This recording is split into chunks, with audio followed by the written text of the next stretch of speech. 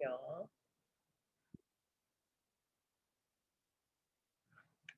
Turn the record.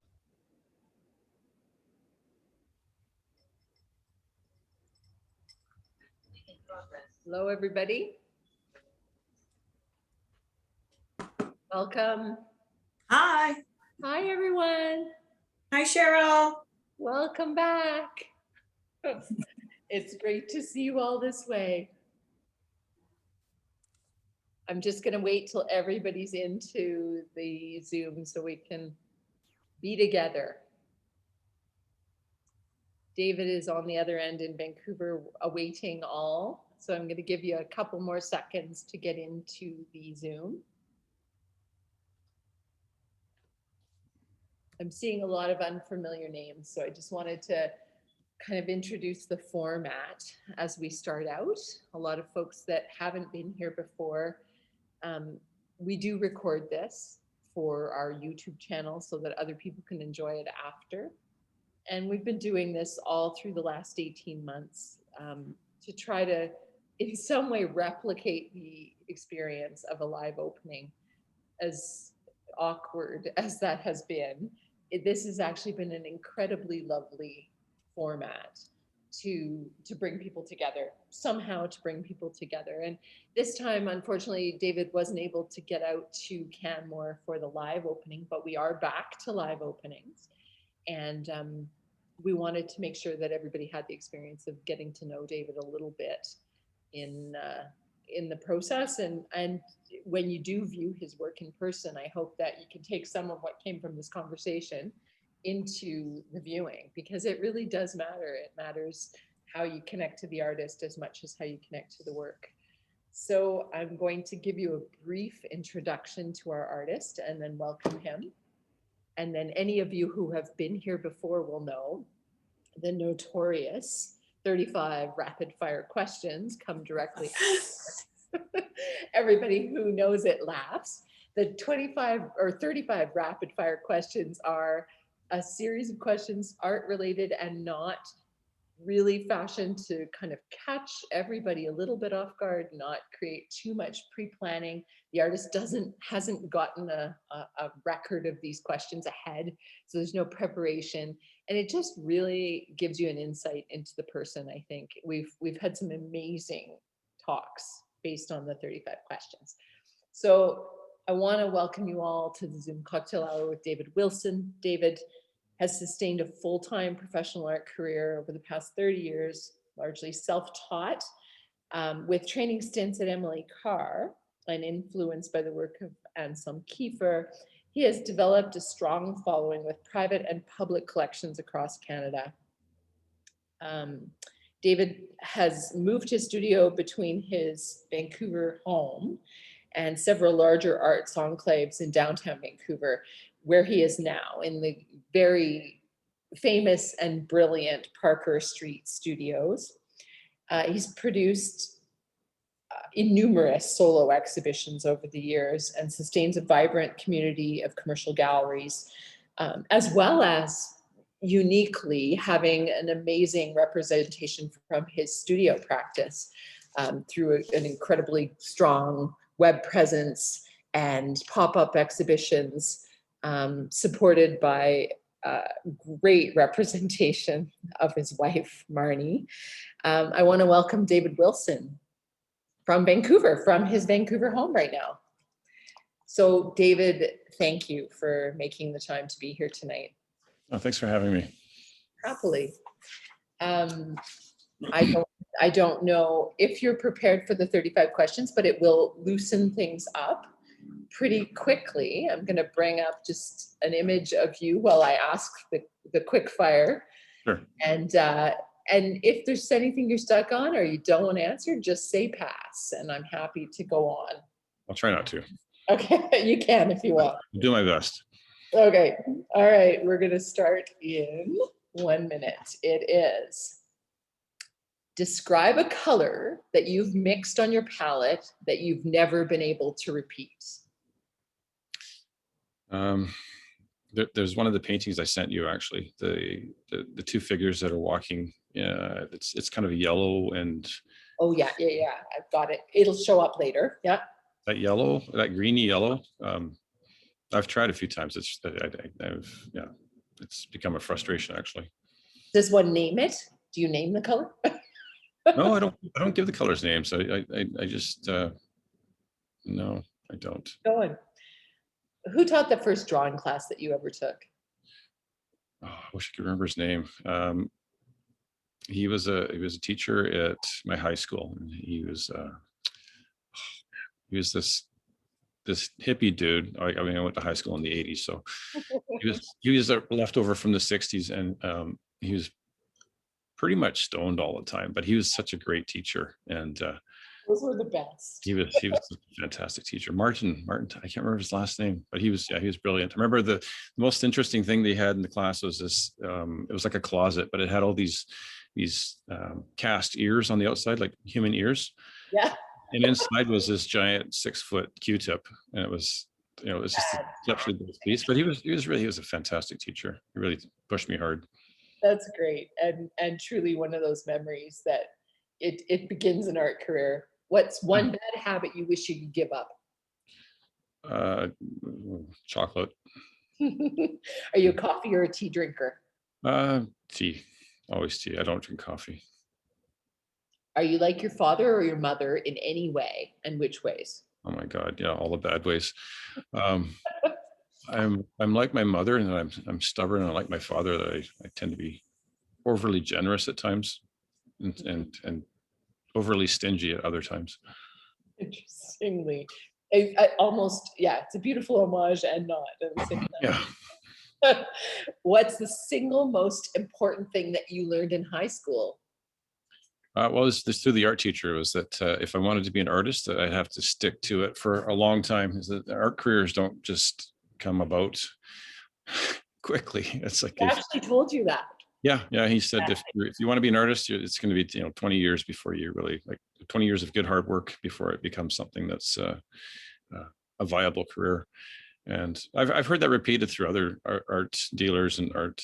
There's another person I work with in Newfoundland, and he said that it's like, you just have to stick with it, and it's hard work, and it has been hard work, but that was definitely the thing that stuck with me the most. This is an aside question. Do you remember if he had practiced himself as an artist? I was 17, 18 at the time, so I wasn't really paying that much attention to anybody else. I was just sort of paying attention to myself, like most years. But I think he must have, because he had that really interesting installation piece, and I think it's such a long time ago. I recall other things that he was doing, but the thing that stood out was he was stoned all the time, and he had that closet with a giant Q-tip in it, which was really fantastic, quite cool. Yeah, and again, great memory to go back to. What was the last in-person art exhibition that you attended? I don't know. It's been pre-COVID, so well, actually, no. We had an exhibition at the Gallery George. I was participating in. It was a group exhibition that was in the spring, like April or May. When things opened up.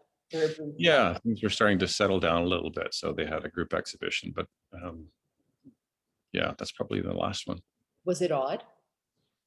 No, not really. I mean, I haven't found COVID odd in many ways. I don't think I found it as odd as lots of people do. So it wasn't that. No, I didn't find it strange at all. Is that because you're generally fairly isolated in your practice? Yeah, I spent a lot of time on my own, so I'm fairly accustomed to that, and yeah, I kind of like it that way, actually. Yep, absolutely. Was the academic training that you did have valuable to you in your practice? Yeah, it was. Most of the training I had was in process development. It wasn't so much in the technical part of painting. So it was all about learning how to take an idea and extend it into something that was tangible, and just learning to really value the process. And I think that's been very, very helpful in my work, because my work is really largely about process now. The end result is always, it's nice to wrap it up, but I really enjoy that the beginning to end part of the developing a painting. At what point did that academic training come in your career? I think it was about the early to mid 90s. I don't remember exactly when I went. It wasn't a lot. It was maybe 6-8 classes at Emily Carr. Yeah. But And you were into your career already by the time you did it. I was into it, but it was sort of at the beginning stages of the full development of it. Like I've worked as a visual artist since I graduated from high school. I started showing my work in the town, Powell River, a little tiny gallery there, and Wow. it was just painting tiny little paintings of the forest and the lake and that kind of thing. But it wasn't really until I moved to Vancouver where I started to expand my horizons visually and artistically.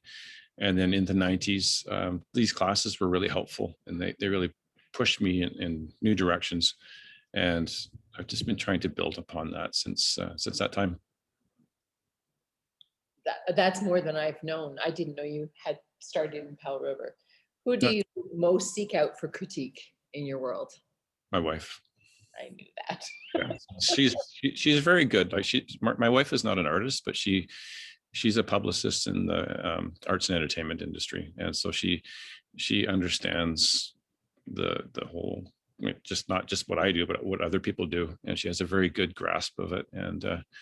And she doesn't pull punches. She's pretty honest.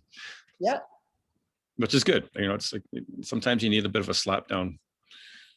Sometimes it's good to just be put in your place a little bit. It's like, oh, you're not so, it's not so good. But she's good at it. She's very diplomatic, and she's very, very gentle when she needs to be. Well, and one of the most important things to learn is that not everything that you produce should go to the public. And I think that's really hard. You do kind of get deep into the product part of this practice. Yeah. And you think, oh, it has to go out. So I either have to fix it or I have to, but it's nice to have someone to say, no.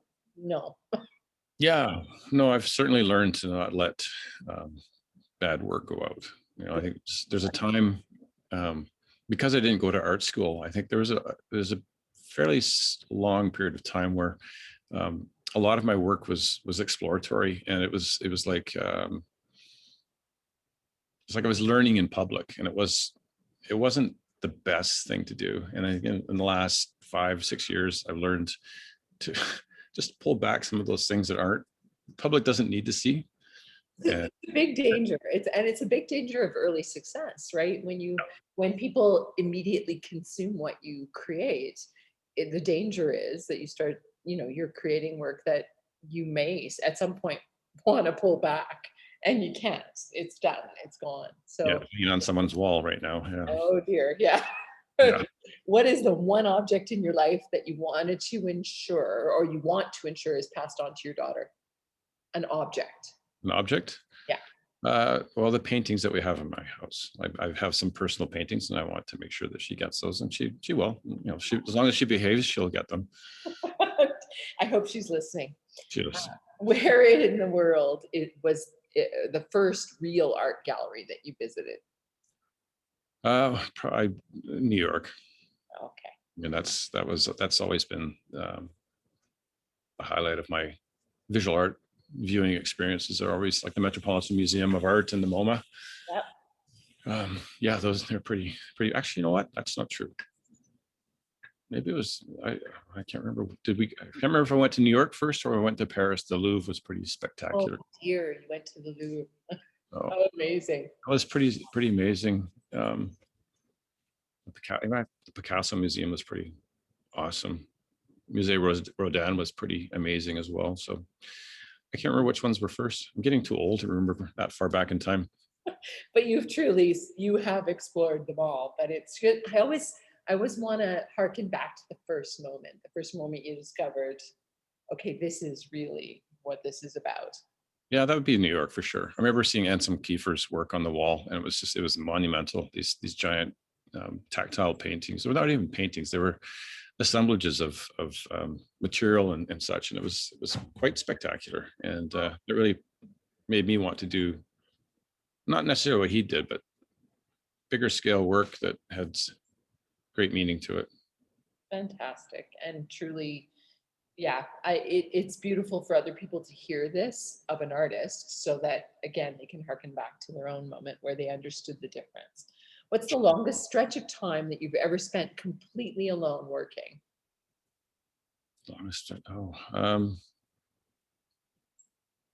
know, maybe 10 hours. I don't work long days because it's physically, it's hard on the body. So, um, you know, as far as are you asking about like the length of day or how many Yeah, days? just the Yeah. length, like the push, when you do that push, how long has it been? Oh, yeah, 10, 12 hours.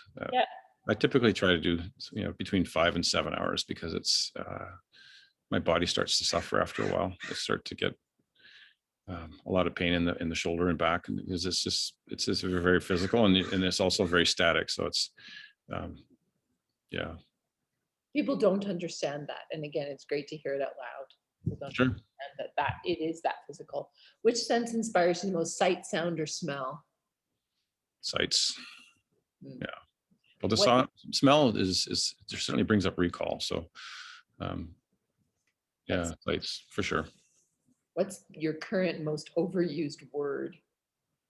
I can't say it out loud.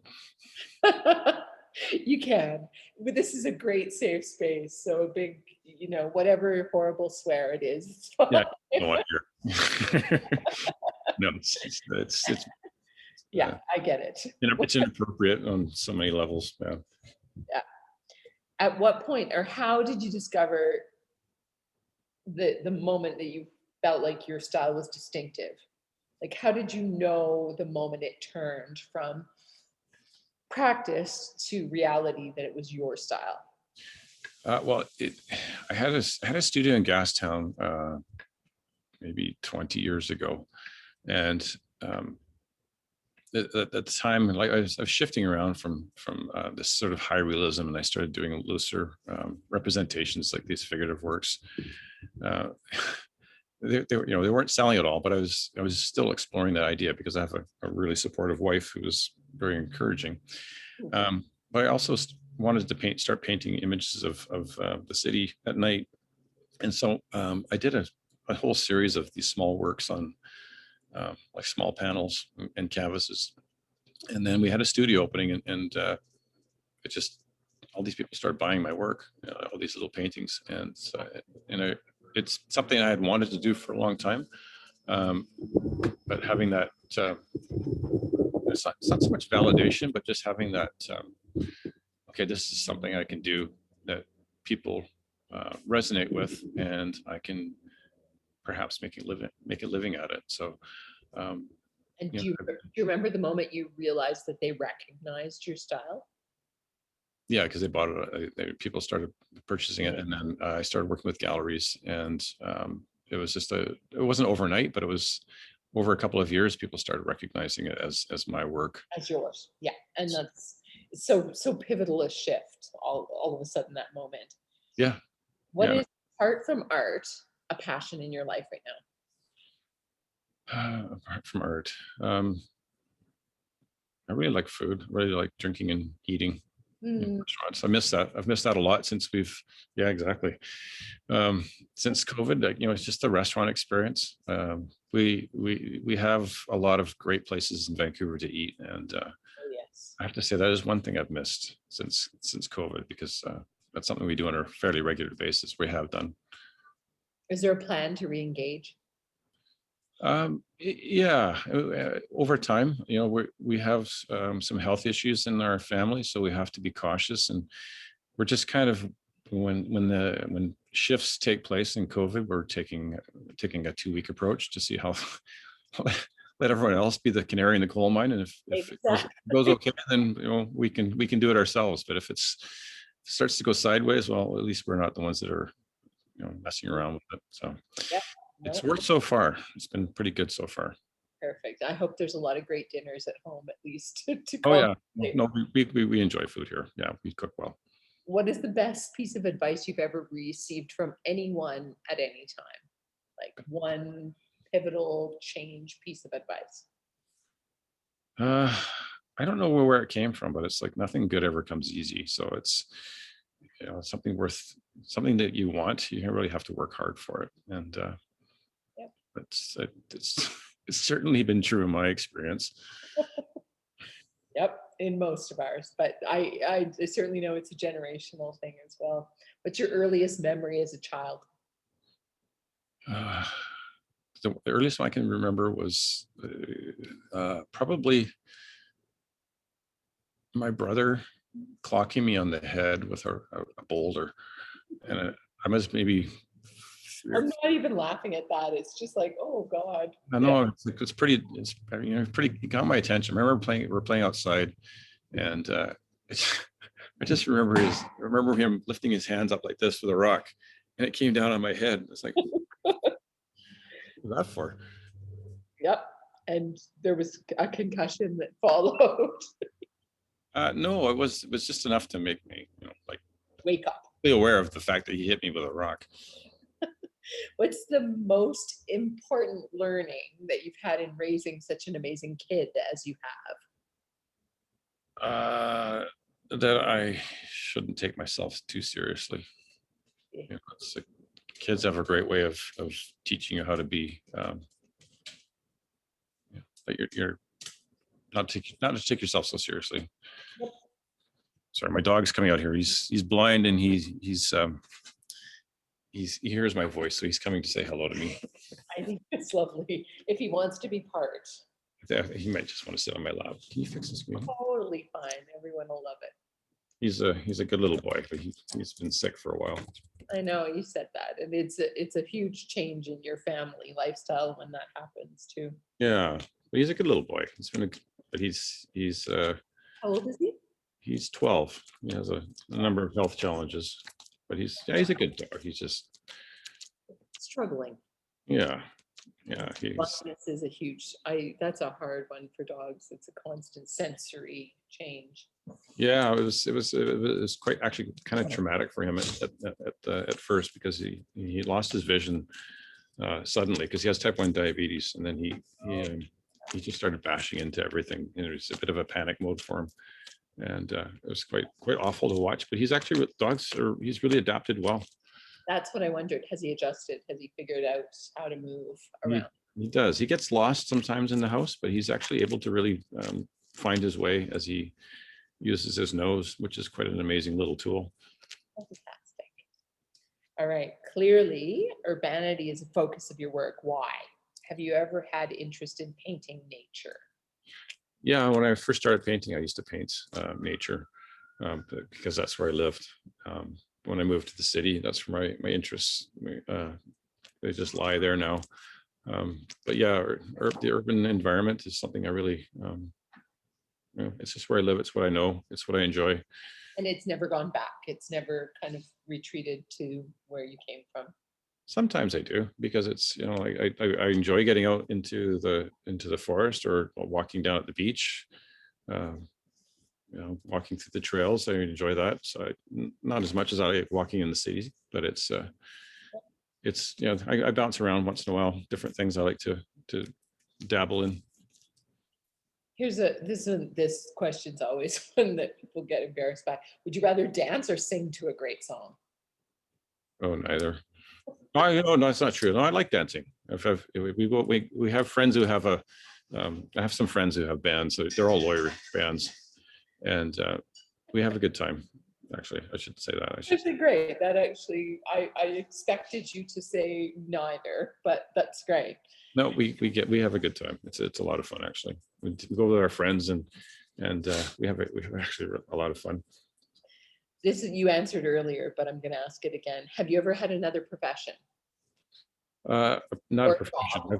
I've worked for other people, but I've never had another profession. No, this has basically been my only profession. Worst job that you've ever had in a job, sort of? Oh, that's easy. When I graduated in 1982, so that was during a recession. So work was really difficult to find, and so there was a family friend who had a septic tank cleaning business. Oh God! As bad as it sounds, and so I worked for him, and it was pretty awful. I won't tell you what it was like.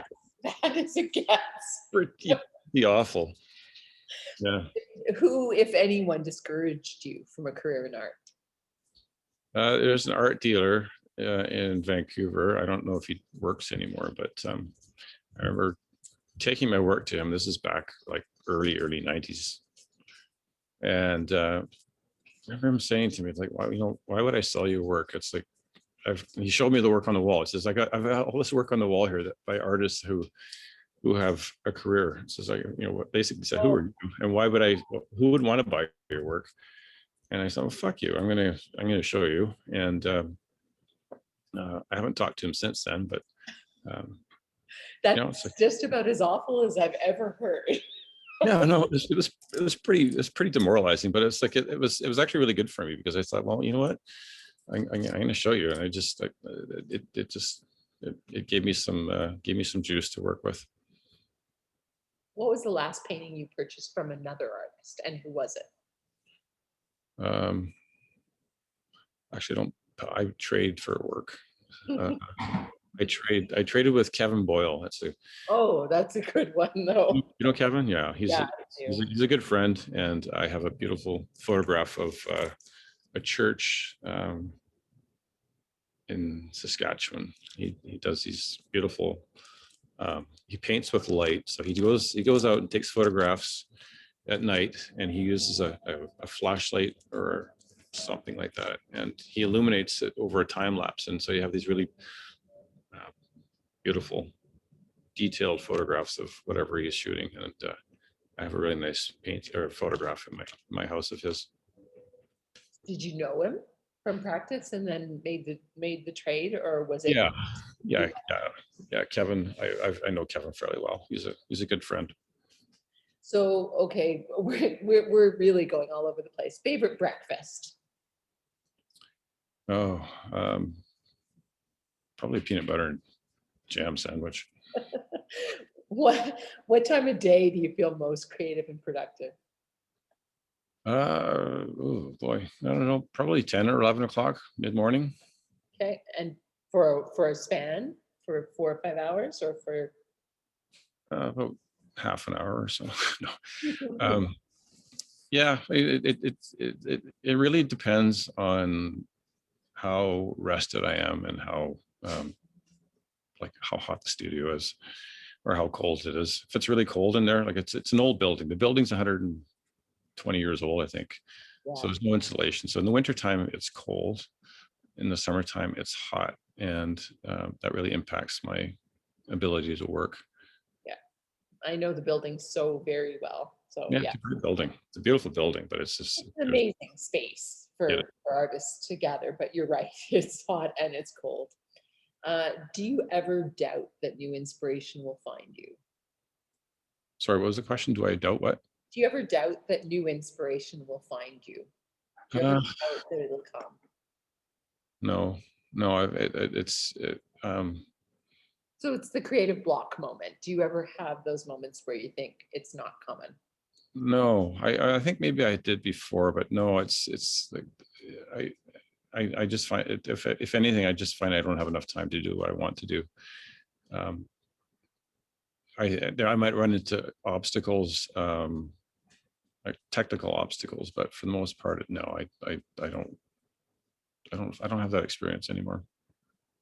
What tool is absolutely necessary in your work? And not a paintbrush, don't. I can't bear it. It's happened a few times. I'm like, that was easy. Yeah. I would say, just like pencils that I can scrape into the work with. I don't know if you can see some of the details in the work, but like a hard pencil, just to scrape out some of the paint. That's been really important in the work over the last few years. That's going to make me look at it differently. I do see it, but I don't pay attention, and I should pay attention to that. It's tricky with acrylics because they dry quickly, so sometimes I forget about it, but I like to get in there and dig out the layers and expose what was done underneath there, because the paintings are really about the layers, and sometimes it's nice to remove them. And the drawing is so expositive of intention. The drawing is the raw moment, right? And to see any element of the drawing left is really, for me, the thing that tells everything. Yeah. If you weren't in Vancouver, where would you be? Where would you live? uh, it's a toss up between Maui and Salt Spring Island. Hmm. I like both of them equally. I don't know. Salt Spring's beautiful. Like, it's such a great little island, but it has winter, and Maui's beautiful, but it doesn't have winter. So it's, it's a, Equally struggling. Yeah, for yeah, sure. yeah. As with most inner city Vancouverites, question is bike or car? How do you get around? Mostly car, but I do like biking. We cycle a fair bit, but car for sure. It's just safer. Yeah, no question. Biking is really dangerous in Vancouver these days. Andy. Which painter changed your perception of what art should be? Probably Cy Twombly. Like I that he's really pivotal in my understanding or desire to just let paint do what it wants to do. Within the limits of the control that I like to exert on it. And yeah, he took something that was so simple or seemingly simple. It's not actually, it's quite complex, but makes it extraordinary. And yeah, for sure, Cy Twombly. So agree. Have you ever doubted your choice of profession? I'm just interested. Many times, yeah, for sure. Because it's not easy. Like, it's a hard thing to do. Like, you have to really want it, and you can struggle for so many years. And I have. And there was a time about 3 years ago, I just about had to pack it in because what I was doing was not resonating with my clients. It was resonating with some, but not all of them. And it's really hard to acquire another audience. And it wasn't that the work was bad. It was such a dramatic shift. And my audience here wasn't interested, which is interesting because your audience there was very interested, and I sold much, if not most, of what I produced during that period with you. Yeah. But no, there was a time where I was like, okay, if I have to do something else because I need to make a living here. It's not, I enjoy what I do, but I have to make a living. And so, yeah, it was tough. It's truly heartening though for every artist to kind of gather with that, because I can't imagine how many times in a career you go through that. If you're making any change, it's just racked with doubt and concern over what happens if, do I need to keep selling, or can I just do this change for the sake of my own practice? And everybody has this balancing act to keep. So yep. Did you grow up with art in your home? No, my dad was artistically inclined, but I grew up in Powell River, and it's a blue collar town, and my dad was a steam engineer, and he actually quit school in, I'm trying to remember, I think grade 10. My dad's passed away, so it's trying to recall all of that stuff. But I think it was in grade 10 he quit school, and then he started working in the pulp and paper mill. And then as he was working there, he upgraded his education, so he could actually have a profession there. But there's no existence of artists in Powell River. It was just there was a couple people that dabbled in it, but being an artist was, yeah, like, what the hell are you thinking about? What did he feel about your career? Like, I think he thought it was kind of cool, kind of neat. That's why I'm interested. I mean, Yeah. there must have been some support. I'm on my final question. Sure. Have you ever kept one of your own paintings and just held on to it no matter what? And if so, why that particular piece? Yeah, I have a painting of a mime. Actually, I have a few paintings here. I don't paint very often for myself specifically, but I have. I've painted one of Paris for us, which I really. Paris is one of these places I love, and because we can't visit it very often, I thought I'll paint a painting of Paris and hang it on my wall. Yep. I have a painting of my wife and daughter walking together ahead of me in the rain. And I have a painting of a mime here from a trip that we had to Paris back in, I think, mid-90s. And we came across this dude who was doing his mime thing. I'm not into mimes that much, but he sat down at at one of those little French tables and had had a cigarette and a glass of water and an espresso, and it was just like picture perfect. So I painted a painting of him, and he kind of creeps out the little kids because he's like, it's quite dark and intimidating, but the little kids don't really like it that much, but I like it.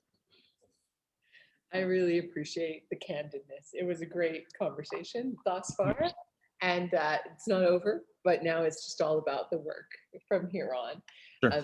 I'm going to start off quickly, silently for the group that are here, just with a quick process video, and I just want to show people how the painting develops. And you sent us some clips, and we kind of put together an overall process video of a piece coming together. Sure. So I'm just going to play that quickly, and then we'll move on.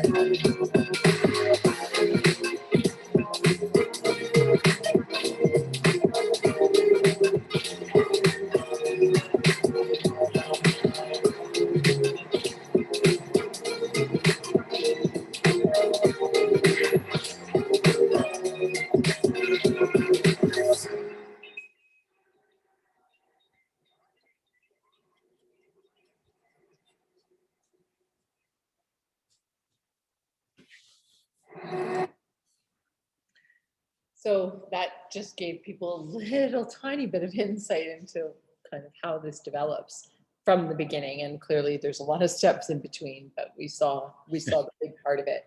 So roughly speaking is the show that's mounting in Canmore, opening on Saturday, this Saturday, the July 17th from 2 to 6.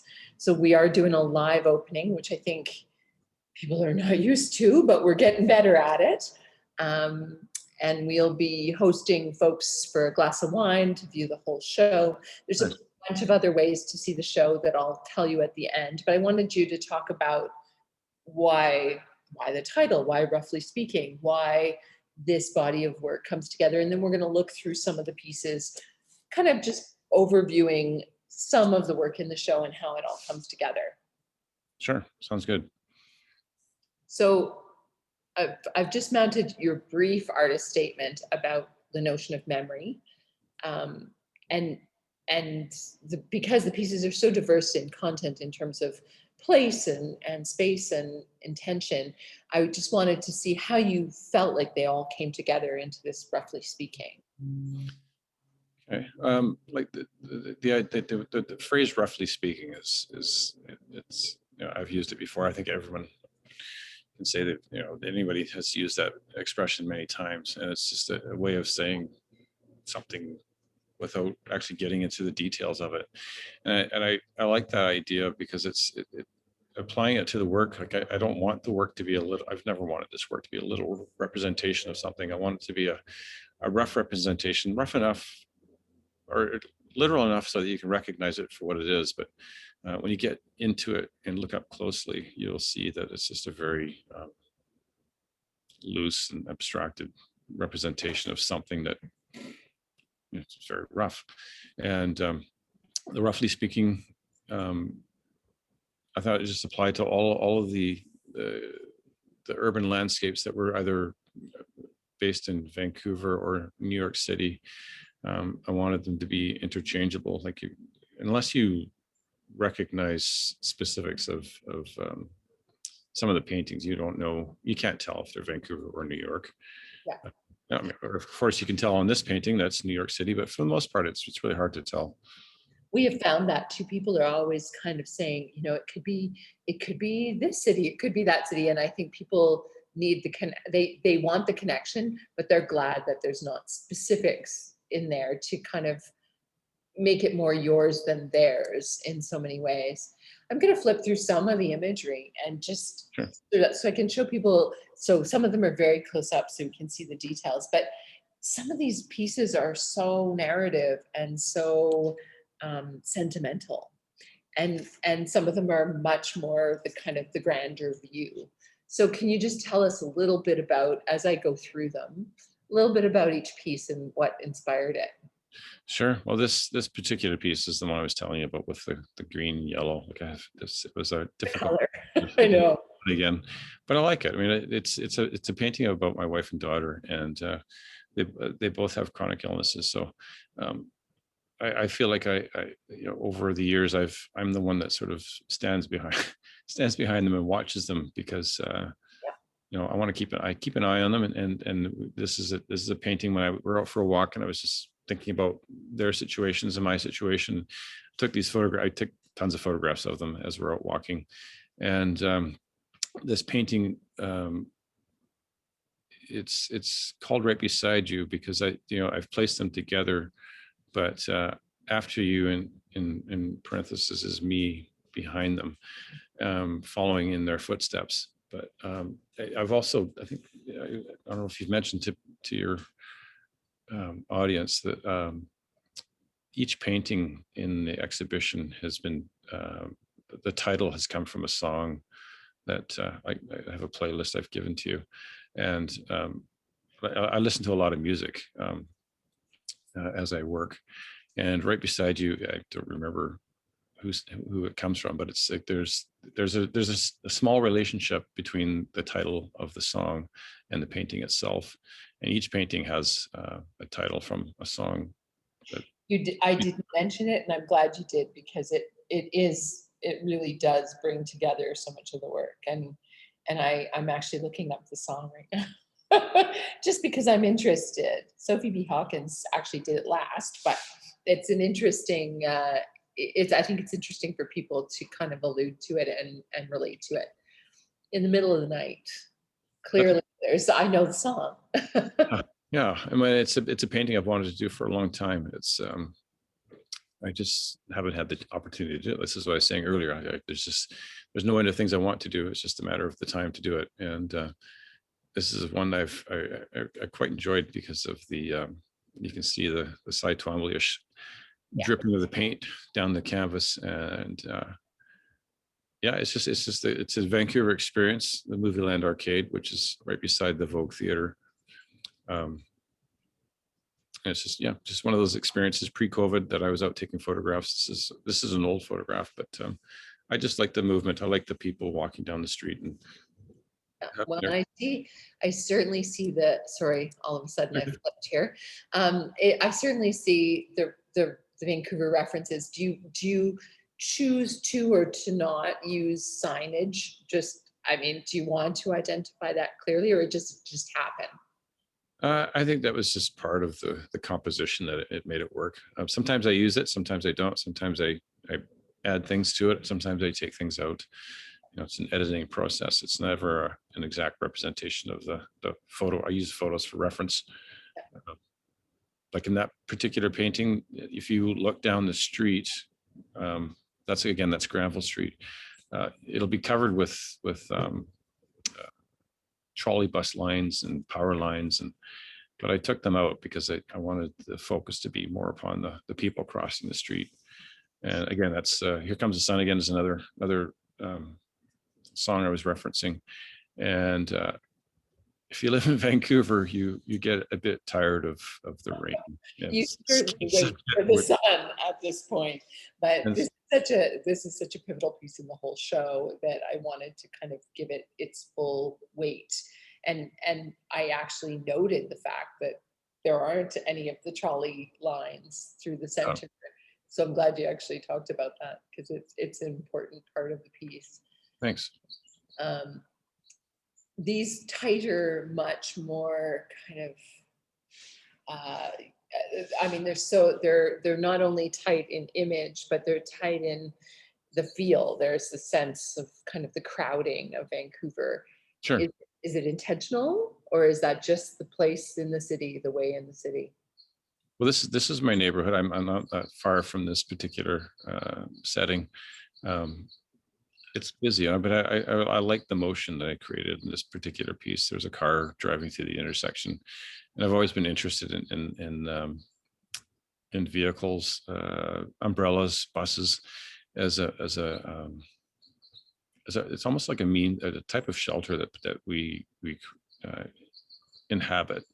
And I was saying how I drive a lot because it's safer, and I'm just kind of kidding about that, but not entirely, because there's an element of a shelter that I like to establish in my own life, and then in my paintings. And I think that's part of what comes through in this particular piece. I really like that car that's right in the middle of the intersection as he's passing through. And that was really what interested me the most in that particular piece.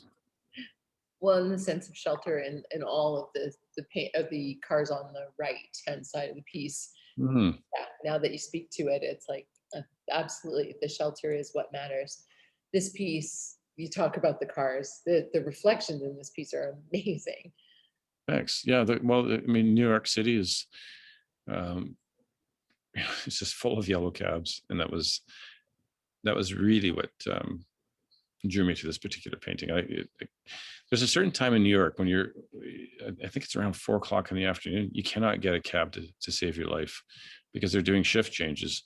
And there's times where there's just cabs everywhere. You just raise your hand and you'll have a taxi stopping for you. But there's a certain, like about half an hour, 45 minutes, you cannot get a taxi. You can raise your hands at all the taxis going by, but they're all heading home. And it's been a source of frustration at times, but I like the availability of all these taxis. I'm not sure if they're heading, if they're doing the shift change or not. Yeah, it's the lineup. It's the sense of the lineup constantly. Sure. And in a cloud, what I want it to be, there's just such an insular kind of, so it feels secure in this space. Yeah, well, In a Cloud is, again, it's a reference to a song that I thought sort of spoke to this moment. What I want it to be is this is a place. This is actually a location in Vancouver, but the Rubies is a restaurant, a little burger shack in Nolita in New York City that it has the best burgers. They make such great burgers. It's Australian, and they have Australian beer there. And I just want it to be Rubies, not what it is, but I want it to be Rubies. Again, lovely to know the context for it. The last piece I'm going to show is over. Sure. That's just as you head into Times Square. So whenever if you go up into Rockefeller Center, you look down over New York City, you can see this sort of this I don't know, it's like this glow, and it's like Times Square is this incredible sensory overload that takes place. And I wanted to just try and capture a little bit of how it feels walking into Times Square. You can see it off in the distance. It's illuminating the sky, and that person is creating a silhouette against that insane Times Square experience.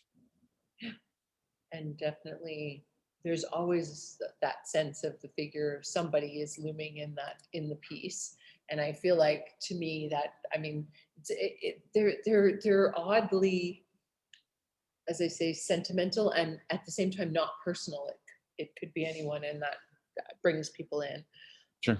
The show itself opens, roughly speaking, opens Saturday, July 17th from 2 to 6 p.m. in person, runs till August 4th. Anybody who's online right now, I just want you to know that the exhibition will actually be posted on our website in the preview lounge in 3-dimensional formats. So we have the 3D tours, which allow you to travel around the entire exhibition, see close-ups of the pieces and information on each individual piece. We'll also be doing some YouTube video. We have a YouTube channel, and we're posting this talk so that people can hear it after the fact, as well as the 3D tour on our YouTube channel. So you can view it there if you would prefer, Elevation Gallery YouTube. Just a lot of opportunities to access it, but we would love to see you in person in Canmore until August 4th. The show will be on the wall. Right. And then I'm just going to open it up to questions. We have about 4 minutes to the end of the Zoom. So I'm hoping that there are folks online right now who have some questions. I'm going to look at the chat briefly, but I'm going to let people open up the questioning. And if there's anything in the chat, then I will convey it to David.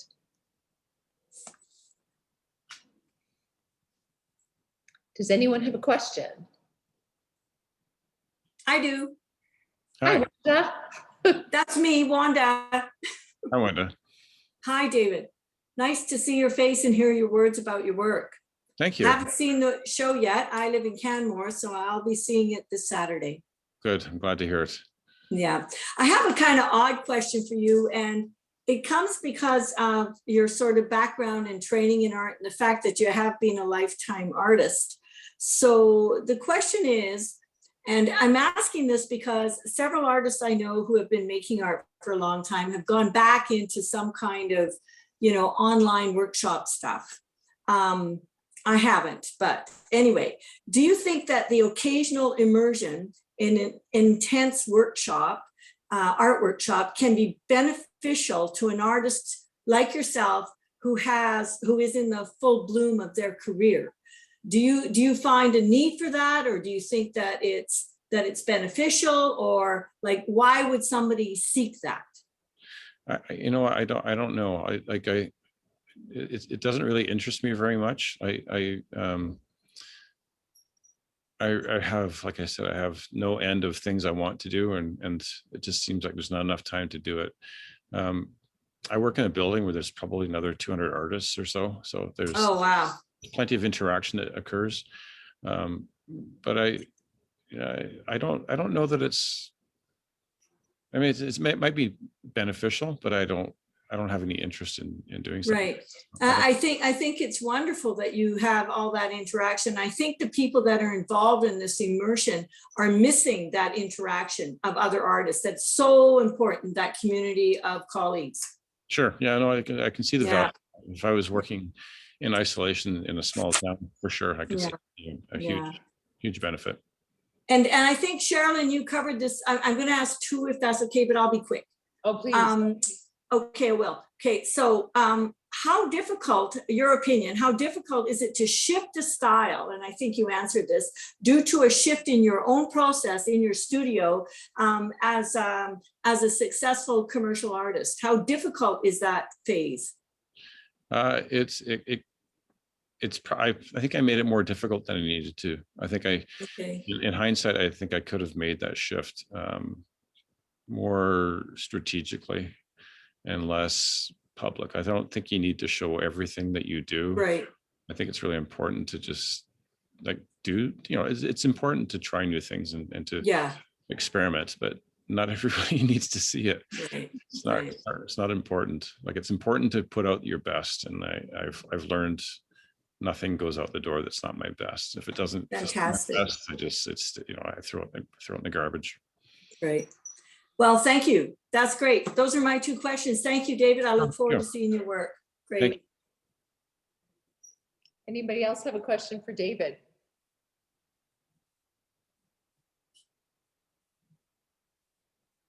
This format is so hard, you never know how long to wait.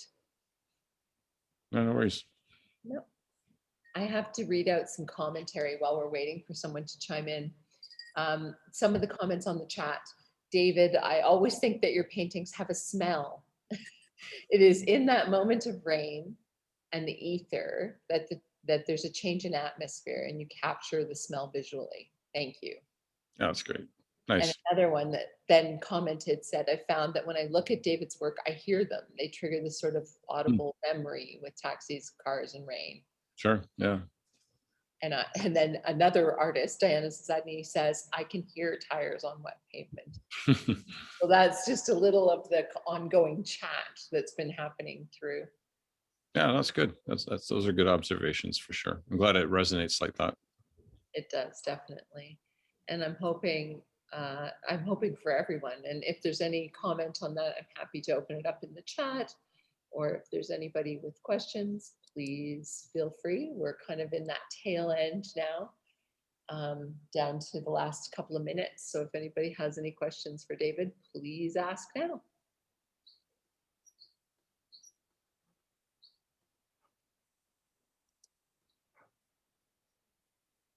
I'm going to wrap it up then. I really, really appreciate your time, David. I know kind of stopping in all the process of going on to the next show and figuring out what you're doing next is a little bit of a stop and start. But in the absence of you at the opening, this is the next best thing. And we're going to share it on YouTube. So hopefully a lot more people are able to get to know you and understand your process a little bit better and see some of the kind of the grassroots of the studio practice. I think that video was so great because it gave a little bit of insight into the studio practice and how things develop. So thank you for all the things you've provided. We'll miss you terrifically at the opening. And I'll keep you up to date as we go along as to what's happening. And Sure. I'm just gonna look, there's one more chat opening here. Just wanna make sure I capture everybody's comments. Diana Zadney, thanks and have a great opening and nice to see everybody online. So everybody, thank you for being here again tonight. I don't know if I'm going to stop these post-COVID. I haven't decided. It's been a really great, fun format for people to get to know the artists. So hopefully, if we're going to continue to do them, you'll continue to join us. Well, thanks. It's been chatting with you. Yeah, really good to chat with you. Thanks to David's family. I hope everybody is still here. David, Marnie, and David's daughter is here as well tonight. And we'll wrap it up and hope to see you at the gallery on Saturday. Thanks, everyone. Thanks, Cheryl. Take good care. Good night. Bye-bye.